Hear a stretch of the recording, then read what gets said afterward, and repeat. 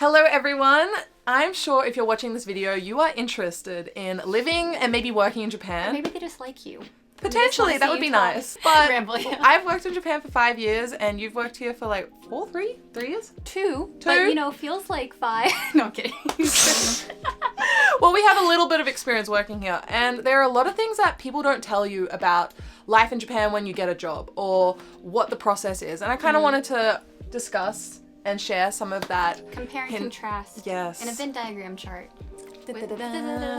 We will have some similarities and differences because I am in the creative field. And I am in the not creative field. Those are the two fields. Let's dive in by first giving you a bit of a background on who we are, what we do, just in case you don't know. This is Alyssa, by the way. Hi, I'm Alyssa, by the way. Hi, I'm an adult. I have a job.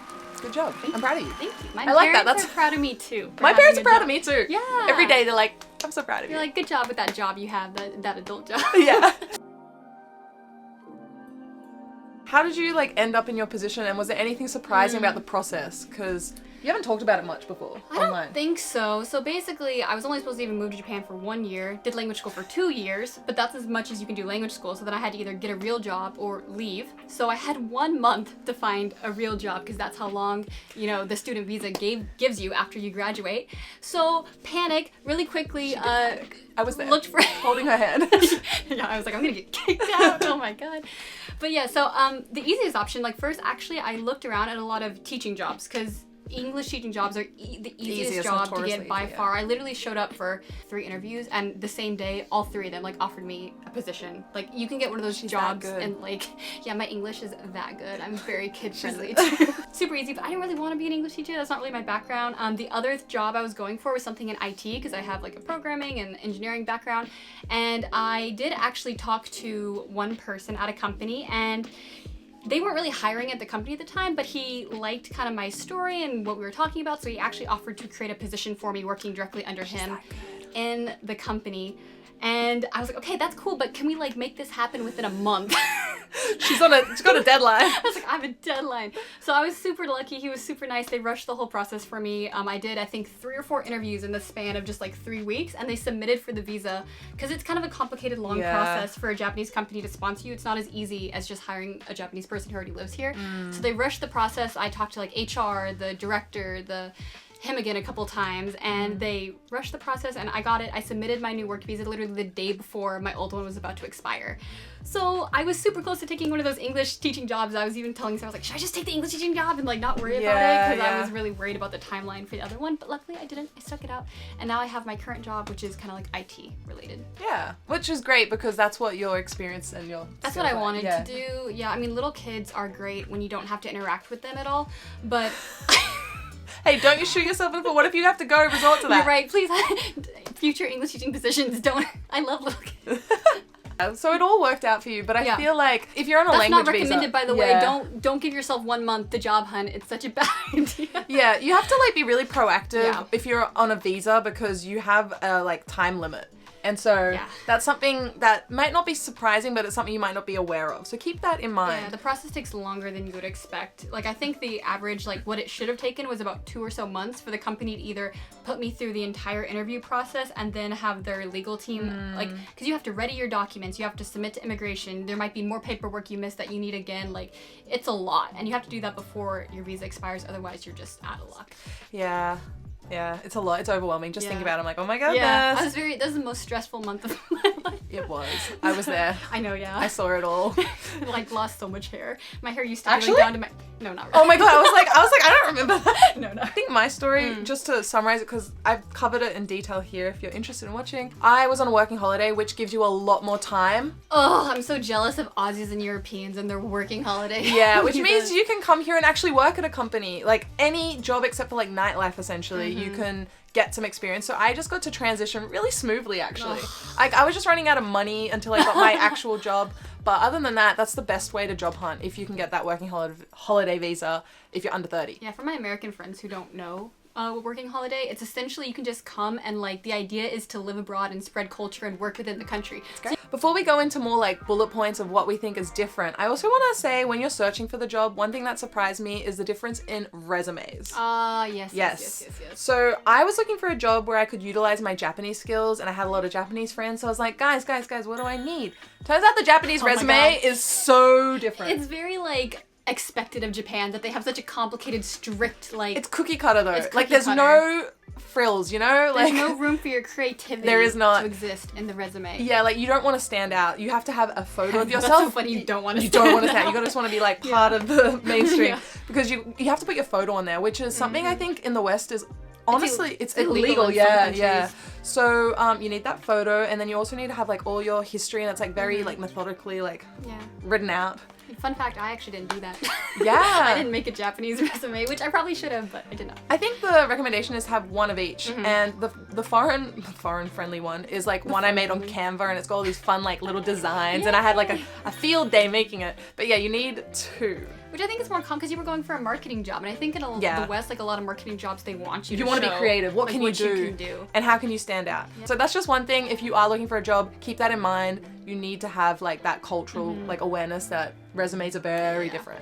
And get like an actual Japanese person to check it for you. If you go through a recruiting company, they will help you check and like make sure you know your Google translated Japanese resume doesn't seem like it's Google translated. So talking about recruiting companies, I feel like it's I think it exists across the world, but in Japan it's a very big business. Like this is another thing though. LinkedIn, very big in the West, still kind of small in Japan. I have friends who are my age, 30 years old Japanese, they don't know what LinkedIn is. I literally, the other day I was talking to someone, I was like, are you on LinkedIn? They were like, what's that? Yeah. And I was like, it's Facebook for work. workers. So I was like, damn, because a lot of Japanese people do, but it really depends on their field and what they're in. Like, if there's more foreign people in their company or it's more foreign facing, it's way more likely that they use LinkedIn. So if you are coming to Japan as a foreigner, it's probably still good to have LinkedIn because they probably will look for. Yeah, so if you're a foreigner, you can find opportunities, but it's not as like crucial as in the West. But back to the recruiting thing. Oh yes. Because in Japan, if you just have a LinkedIn account and you say you're like searching for work, you will get like DMs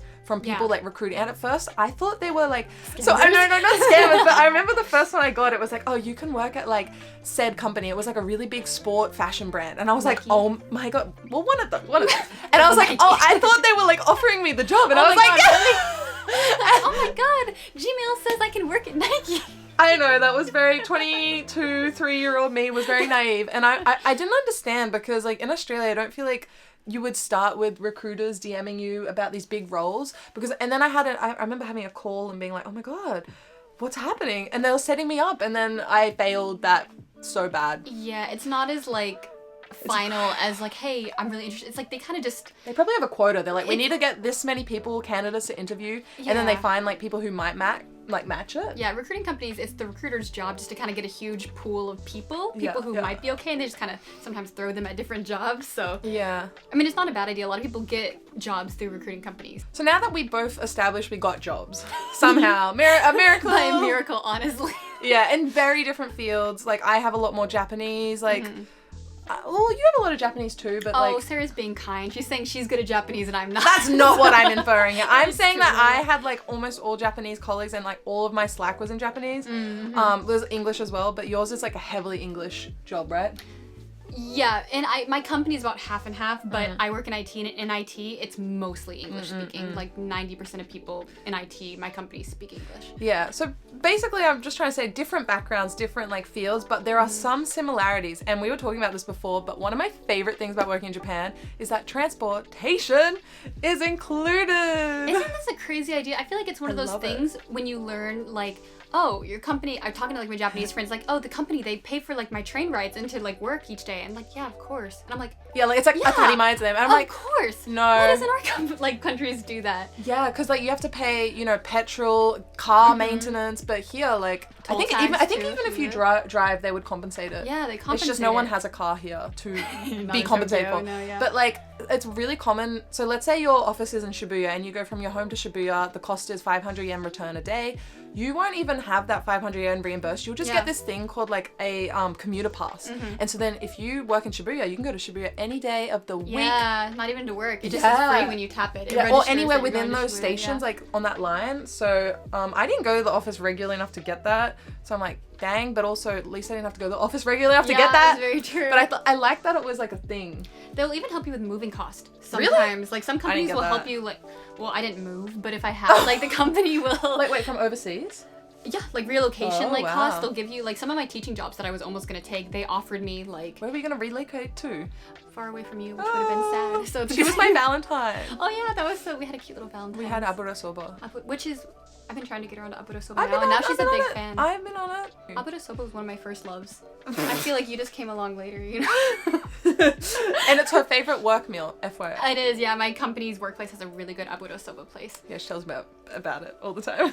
But a little tangent. But what were we talking about? The companies will help you like free relocate transport. to, like, yeah, that's cool. I always wanted that expat deal. This was something I was surprised about. I was like, I'm an expat. I'm not from Japan. They're gonna pay for my rent. They're gonna pay for my. That's a little different. No, but like, you know those expat packages. I was in an econ degree. I was like, I'm gonna work at a big bank. And I'm gonna have everything worked out. I cannot imagine you working at a bank. I can't Did you guys either. know she was an economics major? I still like.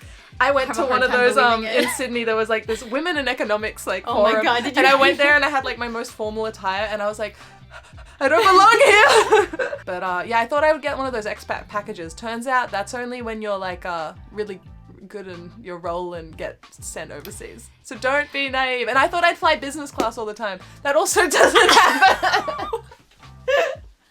I'm gonna work for a big sports company. Well, you had big dreams. Hey, you're achieving something greater here. We're sitting in your bedroom. In Tokyo! Dreams do come true. This is the dream. Okay, well, Japan loves their completely random public holidays. You know they are random, the most random day, like rain day. No. So Japan, of course, a lot of people know, has a culture of like working really hard, and a lot of people don't take their vacation days. They're very limited vacation days. What they have instead to kind of offset that a little bit is a whole bunch of completely random holidays. I'm talking like a random Monday. Sports day. Yeah, sports day. And sometimes I'll ask my Japanese friends, it's like a national holiday. What day is this? Like, I don't know, it's maybe Mountain Day or something. I'm not sure. Like, oh, what do you do on Mountain Day? And they're like, we don't go to work. Or Ocean Day. Like, I'm like, are we gonna go to Kamakura? And they're like, no, we're just gonna not work. And I'm like, oh, okay, cool, good way to celebrate. It's great though. Yeah. It is very frequent. Like at least once every month, or if not, several in a month. There's even two. There's 2 in February as well. So 2 like random days off. Make sure you keep track of them though, because I don't always keep track. She doesn't. And last week actually was one of the public holidays on a Monday, and I was like, God, it's kind of like empty. I don't know why it's empty. Yeah, I've almost worked and like signed on as well. I worked a whole half day. Oh, did you? Yeah. I literally, well, I was working from home. And I was noticing that so many people were showing offline, and I'm like, oh my God, such slackers. I'm here, I'm working online. And then eventually Who's the fool? And then eventually I realized, I was like, wait a second. Yeah. Dang. Good times. Damn. Good times. That said though, the good thing is you have lots of public holidays, but then the actual paid leave is a lot less than I realized. I think in Australia, both of my parents are teachers, and teachers in Australia get the best holiday leave. It's like 2 months or something, or 3 months. Is that including the summer vacation too? Yeah, including it. That's including the summer vacation, because my mom's actually... I have a delivery. Oh, because my mom's actually a teacher too, and she gets like the summer off, but they make up for that evilly by not giving them hardly any other days like off. They get such little days off. I think Australia's got better like laws for that. Yeah. Yeah. I was taking a flight and I sat next to these 2 Aussies and I was like, oh my God, I know an Aussie. You guys are Aussie. And they're like, yeah, we're just taking like a month-long trip around Europe. I'm like, what?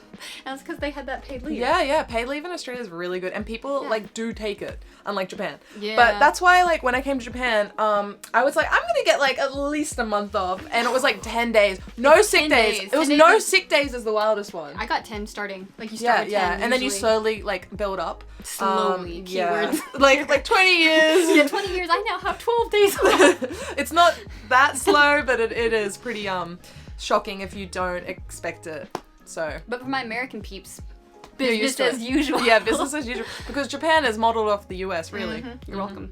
This is another thing I want to talk about. and it links in. So zangyo dai. Zangyo is overtime and dai is like the payment. So in Japan, I have covered this before, but like overtime work is often like not paid on top, or it's just included in the contract. So like contracts are often like 40 hours including overtime work. They just assume you're gonna do overtime. And it's like shoganai, very much like how you can't negotiate that out of it, like unless you've, maybe some people can. I didn't negotiate that. You don't know to negotiate these things a lot of times, they don't tell you, so.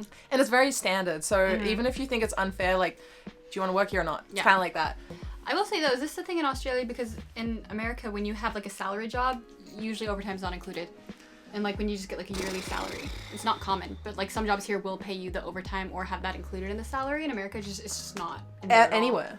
I wouldn't say anywhere, but it's not common. I don't want to, well, I know for teachers, they have to go home and do marking, and that's not included, like that's not extra payment. So I think I'm not sure about like in the business world if there's exceptions to it, but in Australia, if you're a part-time or casual, you get paid more depending on the days you work. And even in the casual world in Japan, you don't have that. You work on Christmas Day, New Year's Eve, any public holiday, you're getting the same flat rate, and it's pretty sad. Like it's like 1,000 yen. But in Australia, you get like double the pay and stuff like that. You would for a lot of salary jobs too. If you're willing to come in on like a holiday, they'll pay you like extra. Yeah, so they don't have that. And I thought that was really surprising because obviously you need to incentivize people to come in on their one New Year's Eve. Not in Japan. They love to work. Working hard is part of it. Yeah. And actually another thing though, sorry, I'm just like building on this. All my Japanese friends, they never complain. Yeah, they don't complain. They don't. All. It's really, I find it really impressive. Get home at like midnight and it's like doing overtime zangyo and they're like, oh, but you know, I like my job. And I'm like, what?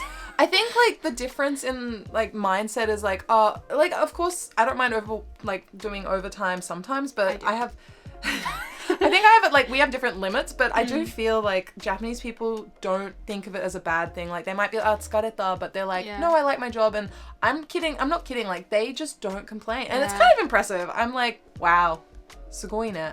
Yeah. Sugoi desu. That's what I just say too. I'm like, sugoi. Yeah, we have slightly different opinions. I just love hard workers, but then I'm like, there's also a line where you gotta like treat yourself and like take a break. In Japan, there's just such a huge idea of like the company's your family and like committing and like putting in your best effort. That's why the customer service here is so good too. Like, and no tips or anything, but all the wait staff is just like, they just want to do their best. That's the one takeaway though. I'm like, I could complain less in life. Oh, that's a very optimistic. Thank you. I like to think of myself as a little optimistic at times. Optimistic in training, maybe. No, I'm kidding. Shots fired. So if you're a foreigner and you get a job in America, your visa is very much tied to your job. So if you lose, so if you lose your job, you lose your visa. The good news is that's not the case in Japan.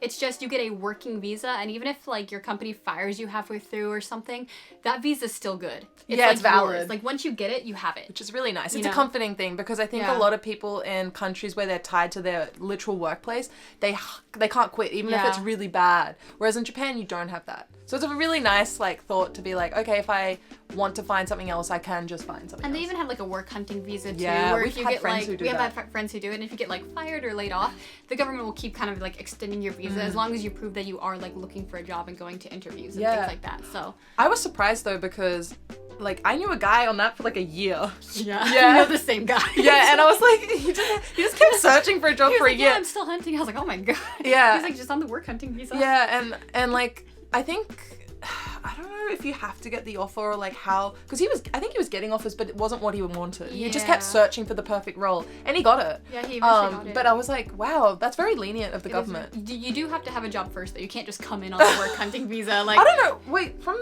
the student visa though. No, I looked at it. Well, if you went to college, you can try to apply for the work hunting visa. Because trust me, I looked this up too. I had 1 month where I did a lot of research into this.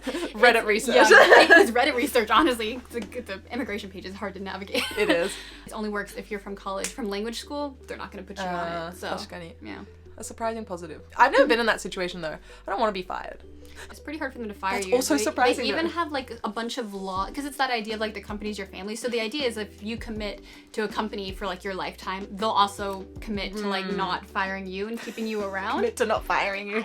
I love that sentence. It's about the best I mean, it is. It's the same thing how like you feel comforted that you can leave your job anytime. Like you don't have the risk. Like even if you're not performing well, like they have to get a lot of evidence to be like, to show that they are allowed to fire you, or they've done all these steps it's to like. It's very difficult for the company themselves to fire. Which is why in Japan there's like 2 types of like contracts that foreigners will get. Yeah. There's like seishain and then keiyakushain kana? Basically like full-time and then contract worker. Yeah, and it's really sometimes, even for Japanese people, like not guaranteed that you'll get the seishain because it's like a huge deal. commitment. Yeah. Because the company can't just drop you anytime, I don't think. Like, even though it might have like a period. You'd have to do something pretty bad, or the company would really have to prove that, like... So it's positive if you want to like be there forever, but... On the flip side of that though, changing jobs a lot is frowned upon more. I think it's changing a little bit. It is changing. It's definitely changing. But like traditionally speaking, it's kind of like because you're expected to kind of work at one company. It's kind of like, well, why are you not loyal? Like, why are you switching companies so much? That is changing. But yeah, our generation, like anyone in their 20s and like Gen Z here, it's definitely way more chill. So I will say one of my biggest like surprise moments that I had personally at my company is that, you know, I knew about like there's a bit of a hierarchy in Japan, way more than the West, of kind of like showing respect to people above you, whether mostly like in age or even like status. Yeah. So when I started my company, just as a new employee, they have this thing where they have a lunch with the CEO, basically. They schedule just like, for example, I started at the same time as I think 3 or 4 other people, and all of us just one like Wednesday or something had a lunch with our CEO, and it was in like the big boardroom and stuff. And I got there like early, kind of on time, and I was gonna go and just sit and like wait for them in the meeting room because that's what I would do in America, but I stood back and waited for my one friend because she was gonna go get like lunch or something. And then was she meant to be at the lunch as well? Yeah, so my new hire friend was supposed to be in the meeting as well, but she went to go get herself like a lunch. Oh, so they didn't prepare the lunch, you had to bring your own like bento or something. To bring our own bento. Yeah. And then the CEO shows up, greets me in the doorway. My friend ended up being a little late, which don't do that. That's a huge issue too. But then he goes in and he's like, he compliments me. He's like, Alyssa, I'm so like, it's a good thing you know that in Japan it's extremely rude to enter the room before like the highest ranking person gets there. Like it would have been extremely You were rude. like, I did not know that. Like, yeah, you're me? Couldn't be me, never. You're lucky you were just like probably zoning out or something. And then like I looked so good because then my friend showed up late with her lunch, and he's like, so you showed up late, and like called her out on the spot. In front of everyone? And he was like, look, Alyssa even like waited for me at the door, and I was like, oh my god. And my friend ended up getting like in quite a bit of trouble with that. And I had no idea. But apparently it's a thing of like respect. You know, you're not supposed to go in and just like ahead of time because that's considered rude. You're supposed to wait, especially for the CEO when I'm so low level compared to the CEO. And a new hire. So there's a bit of like, it depends on the company how traditional they are, but that was definitely something that... A culture shock, I suppose. It's just completely lucky that I didn't go in and like... I wonder how bad it would have been. Like, would you have like really... I think I could have someone probably would have mentioned it to me as like a disrespectful thing, but I think I probably would have been able to explain that like I didn't know. Yeah. Especially because there are a lot of foreigners at my company. But a lot of times, you know, if you sit at lunch, there's a way you'll sit at lunch at a table, and it's ranked by like hierarchy, or there's things, you know, if you're lower in the hierarchy, different ways you have to treat people above you in the hierarchy, and that's all very unintuitive from someone from like a Western country. Yeah, definitely, for sure. I think for me, I have the opposite experience because I'm in such a small, tight-knit company. Like, the bigger the company, the more I think those... Yeah, mine's a pretty, like, big I was pretty flat, but, I mean, the moments that those kind of hierarchical... Yeah. when you feel the difference in like superiority as well as like the senpai kohai stuff, that really came into play when we met clients. Because then you really could like see who's the important one and like where people sat and like how everything was placed. And so this kind of ties into so many things, like with the name cards, like how you hand them out, like you can't... Business cards. Yeah, business cards. So like everyone has to have them. They're a big deal in Japan. Yeah. When you hand them out, the top, like the CEO or whoever's the most senior has to hand theirs first. Like I can't hand it first. That's similar to like the meeting thing. You're supposed to enter by like hierarchy and stuff. And even with elevators, like the so there's many levels, and I don't think I even know all of them because I was like luckily enough like not... It's nuanced too, depending on the situation and like very who's all different. there. Whew, probably like have made my fair share of mistakes. Oh yeah. Even like to hand someone a business card, you're supposed to use like both hands to do it. That's respectful. And you got to put it underneath, I think. Yeah. Oh. Yeah, you got to like hand it underneath, I think. Underneath their business hand. card. Yeah, I think so. Oh my god. Yeah. And then you can't like just put it in your back pocket. You got to look at it, like look at the title, the name, and then when you sit down on the table, I'm always nervous. I'm like, I got to place it and put it here, and then when you leave or something, you put it away. Like, there's a lot of little rules. Gosh. Especially if you're dealing with Japanese clients, which you were, and a lot of times they kind of expect that. And I would just like kind of follow the vibe of like the other people. But I've been in so many meetings like that, and I always thought it was a little fun though. It was like a cultural experience. I didn't feel too stressed. I just was like, oh, I've got to observe and like blend in. With this face, I don't blend in at all. No blending in. But I'd say my Japanese business is like pretty reasonable. I don't think it's terrible. Your business Japanese. Yeah, like, セイラと申します。よろしくお願いします。はい、こちら名刺になります。よろしくお願いします。はい。Really like, hi, I'm called Sarah. Here's my business card. But an extremely formal Japanese. そうだね。So I would say pretty much besides the hierarchy thing, the biggest difference I've noticed between working in America is, and I'm sure you have this too, the nomikai culture. Oh, I have like a different take on it. Because I had almost no nomikai. Because she worked in kind of a smaller company, so I feel like you didn't have as many. We saw each other on business trips for like 1 week, and we'd go out for dinners and stuff like that. Okay. So I think that was the difference, traveling with each other. But I think your company is definitely more unusual. Yeah, we are. Such like... It's way standard. Different, yeah. So nomikai just is like a drinking party basically, and I do mean nomi means drink, like to drink kinda. Yeah. So like alcohol, like not alcohol, not water. Not sitting around at a tea party like drinking matcha. I'd or love anything. that. Oh, matcha party. It's crazy how normalized these like heavy and they get a little crazy like drinking sessions are. I'd say about once a quarter or so. Based on your experience? Yeah. At my company, we have a nomikai about once a quarter. It's just like after work, people meet up at a restaurant, usually within like your team kinda, and it's really about drinking. Like you literally go and you just... Is it nomi hodai? So all you can drink? It's nomi hodai, yeah. Oh. We always get the nomi... And it's free, right? Like the company pays for it and everything. So last one we went to actually was at a German restaurant. You did tell me about that. But it was very Japanese German. Like I wouldn't say it was like German. I was actually sitting next to one of my Japanese colleagues, and she was like, you know, I went to Germany, but this German food's way better.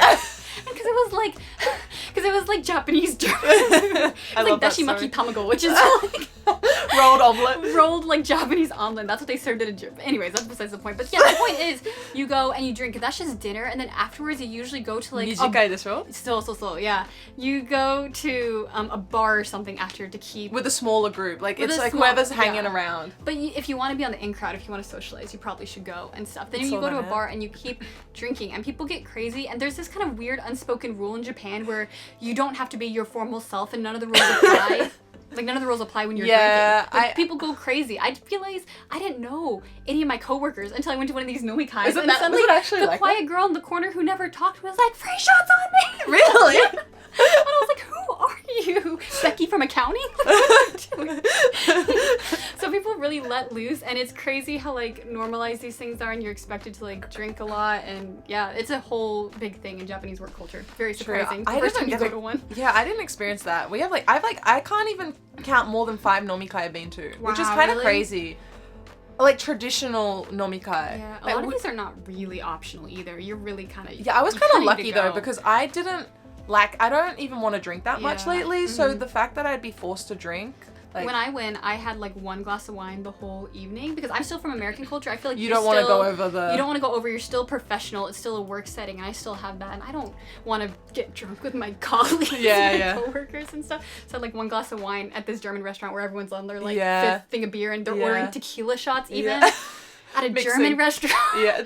I guess it's all to them vaguely Western senses. Yeah. So it's very different. It's very, very different. But I guess it really depends on the environment, and because some people have nomikai not one every quarter, every week. Yeah, every week. So thank God we don't have that. Or you go drinking with your boss after you get off. I think though I will say that our experiences are just what we have had. There are people with completely different things, and like we're in Tokyo and like, you know, a modern kind of like environment. So if you're in a traditional workplace, you might have these nomikai like every other night. Yeah, it might be a lot more. The thing that surprises me though, so I have Japanese friends who I talk to, and this was actually in my case too, like whenever we did have an event, let's say the event's not on a Friday, guys. No, it's not. It's not. Like on a Wednesday. Or even a Monday, and you gotta show up at work at 9 a.m. the next day or whatever it is. Hungover and like miserable, and I'm like, what are we... But that's the thing, I didn't understand. I was like, I'm happy to go out and have this party, but why don't we do it on a Friday? Like, and like go off like an hour. Like, plans on a Friday, so you gotta do it when everyone can come on like a Tuesday or something. But it's just bizarre to me because like even this Japanese friend I'm thinking of, they go to the office the same time the next day, and I'm like, but like everyone was so sleep deprived and you're so tired and hungover, but I'm like, but there's still no, oh, you can be like a bit late or anything. Like, it's just shocking. I feel like in Australia that would not happen. No. Like, I remember when I was working in Australia, we would have a barbecue on like Friday, like every quarter or something like that. And we would start the barbecue at like 3, 4 p.m. At least like a little bit before the end of the workday.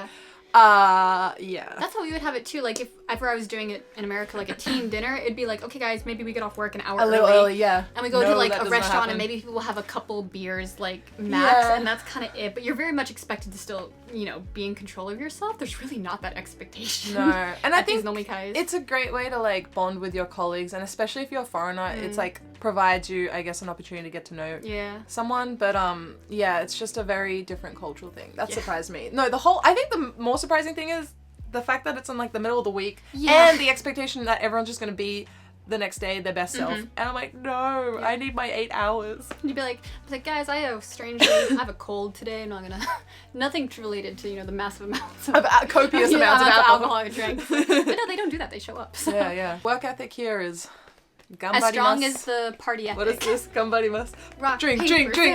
Something else that surprised me is related to taxes. And so taxes in Australia, there's a few things I want to talk about. The first thing was, in Australia, I know that if you have like a normal job, like you're a teacher or like you're working at a company as an employee, you can tax deduct, let's say you buy like a pen for your work. That's a tax deductible. In Japan, like as a normal company employee, you buy something for your home office or your work, you can't tax deduct that. And even like, petrol and all that, I think you can tax deduct because you're going to work. I don't know what it's like in the US. Not like that. I think it's similar to Japan. Okay, that makes sense, you guys. You maybe companies you can expense some stuff, but it's really only if the company like instructs, like if they send you on a business trip. Like I went on a business trip once. But they're paying for it. Yeah. But, in the US. Yeah, but then they reimburse you. Because in Japan, you get reimbursed if I go travel to like, you know, Kamakura for the day for a work shoot. That's all on their expense. But I'm talking about like, I bought my own desktop and keyboard and monitor, blah, blah, blah. And I had to just pay that out of pocket, even though like the company was like, no, we're not going to buy that for you or provide that for you. And I was like, but I want it. So or like whatever, you know.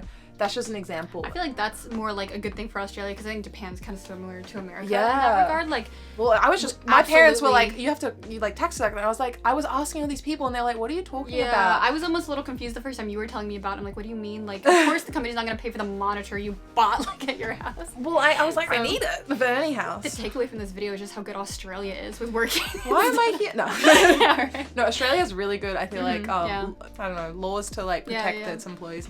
But so that's something that surprised me. But if you have your own business in Japan, you can tax deduct that. But that's because you're the business owner or you're like a freelancer. But then the other thing about taxes, which you're not on the ball. You're not on the ball because this girl did her Furusato Noze, which if you don't know are the hometown taxes. And I need to go grab something.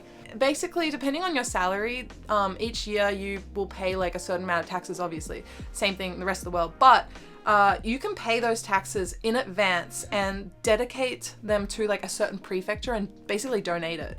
And in return, you'll get a gift. It's like a crazy system. I was mind blown. I remember like someone was telling me this and I was like, that's not real. That can't be real. I was like, that's not real. That's made up. The person too, she had like a whole bunch of nice like premium beef like Wagyu beef. I was like, oh my god, where'd you get that? She's like, oh, the government gave it to me. And I'm like, what? Or like veggies. You can get boxes of veggies. What would I not normally get? But I will because I can. I got myself a veggie knife. Wow. It's so nice too. Yeah, and it's from like Kyushu. Feeling very nervous that we're doing an unboxing now. So this is like a little that's really cute. You burn tea leaves here. Oh, tea leaves. And it smells like tea. Yeah. And usually you put this like, I've seen this in bathrooms, but I'm gonna have it on my desk. So these are my tea leaves. Oh, they're so leafy. I can't believe you haven't done this. It's so good. It's because all the forms are in Japanese. Like doing paperwork in Japan is so difficult. It's always so like hard to get it straight and like sorted and figure it out. Oh my gosh. What did you... It's a massive box. Oh my god. It doesn't even fit like in the hole. Oh my god, is that a lantern? I got one of those washy lights. Where are you gonna hang that? somewhere. Wow, I'm looking around like, where are you going?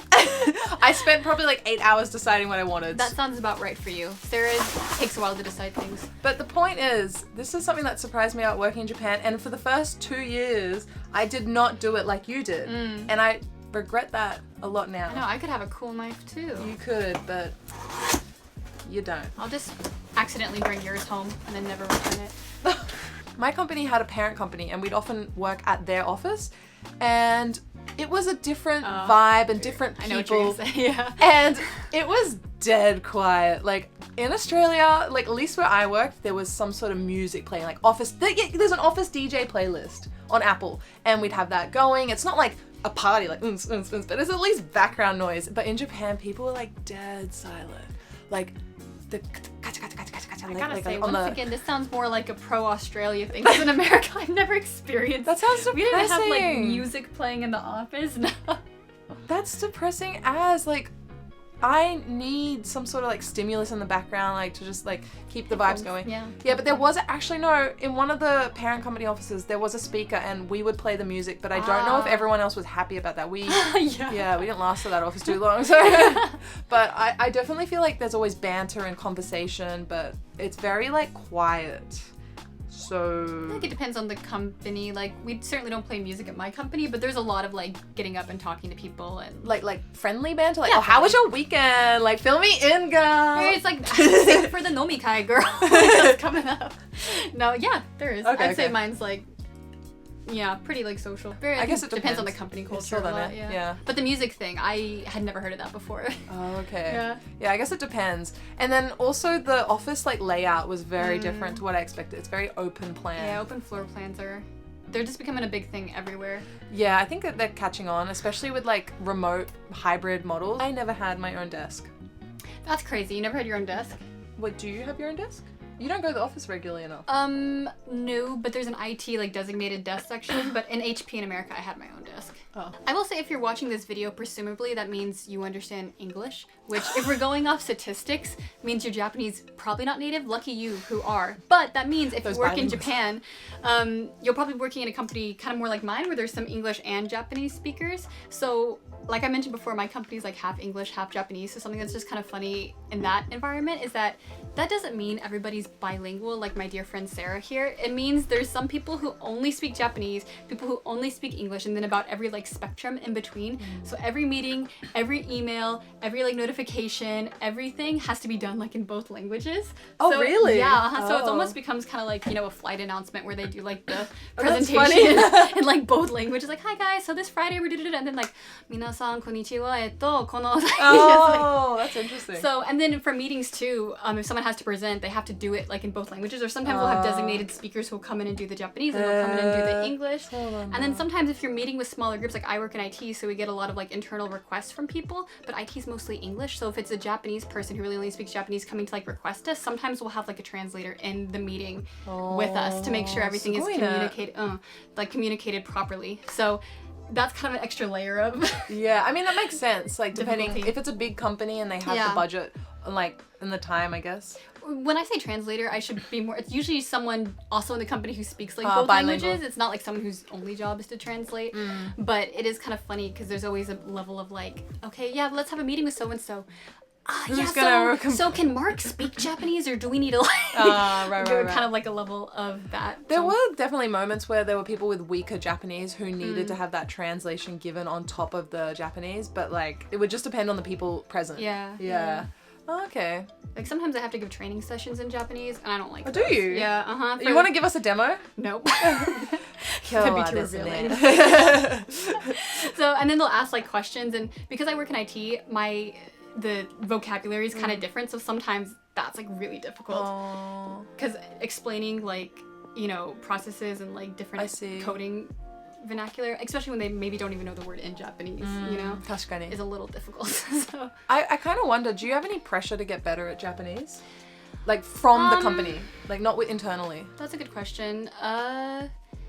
Like maybe a little. There's probably hints of like, hey, if you could give more like Japanese training sessions, that would be really, really useful. But because IT is we're mostly all English speakers, I don't really get it much from them, so I would say not really, but it'd kind of be like, hey, it'd be nice if you could. Oh. But I wouldn't say it's like, a hey, subtle go get your hint. JLPT certification.